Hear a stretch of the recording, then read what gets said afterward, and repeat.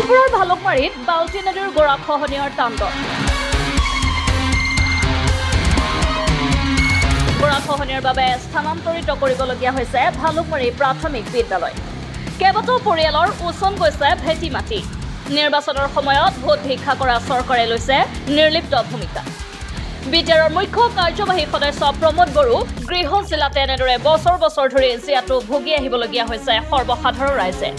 গাঁওখনৰ প্ৰায় 1 কিলোমিটাৰ আঁতৰত থকা নদীখন এতিয়া গাঁওখনৰ বুকুৱেদি বৈ যোৱাত আলৈআথানি নোহোৱা হৈছে ৰাইজৰ।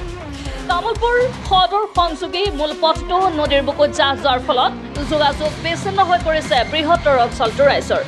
আনকি গুৰুতৰ অৱস্থাত থকা ৰোগীক হাস্পতালত নিবলৈও নাই কোনো ব্যৱস্থা।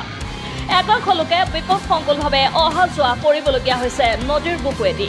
আগতে মানে আমাৰ এই পানী উঠি গৈছে ঘৰে ধৰে, তাৰপিছে আপোনাৰ ৰাস্তাটো নাই, মেইন যেনেকুৱা ৰাস্তাটো এই পিনে পৰি আছে, হয় না? স্কুল যাব পৰা নাই চলিবলৈ, তাৰপিছত আমি বজাৰত যাব পৰা নাই, ঘৰতে মানে গৃহবন্দী হৈ আছোঁ আমি। ইয়াৰে পৰা ঘৰ মোটামুটি ধৰক 30টা ঘৰ আছিল ইয়াত, উঠি গৈছে, উঠি যাব লগা হৈ গৈছে। ইয়াৰে পৰা এই বাঁহৰ তলত বনাইছে এতিয়া বিদ্যালয়খন। ইয়াতে মোটামুটি ধৰক 7 বছৰমান হ'ল ইয়াত এনেকুৱা।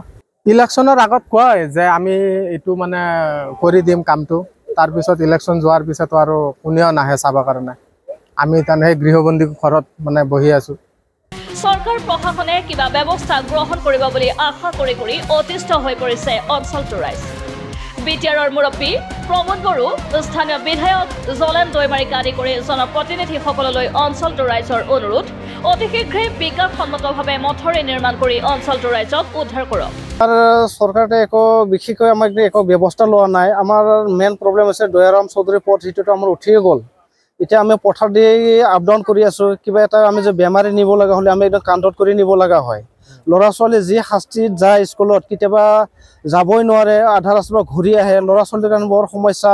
বেমাৰ হ'লে মেডিকেলত আমি তামোলপুৰ নিব লাগে, নাগৰিজুলি নিব লাগে। আমাৰ তাৰমানে ৰাস্তাৰ কোনো উপায় নাই। আমাৰ কেনেকৈ লৈ যাম, তাৰমানে আমাৰ কিবা এটা হ'লে আমি নাগৰিজুলিত এসাঁজ যদি একমুঠি চাউল যদি কিনিব যাওঁ, আমাৰ এনেকুৱা সমস্যা হয়। আমি আগত ৰাস্তাটো আমি চিন্তা কৰিব লগা হয়, তাৰমানে আমাৰ ৰাস্তাই নাই।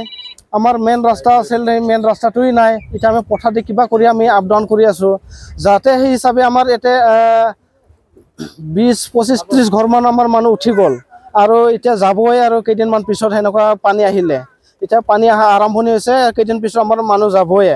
আৰু আমাৰ লগতে আছে আমাৰ BTCৰ চিফ প্ৰমোদ বড়ো ছাৰ, আৰু MLA আছে আমাৰ জলেন দৈমাৰী ছাৰ। সিহঁতেও আমাক আজিলৈকে এই ৰাস্তাৰ আমাক একো ব্যৱস্থা কৰি দিয়া নাই।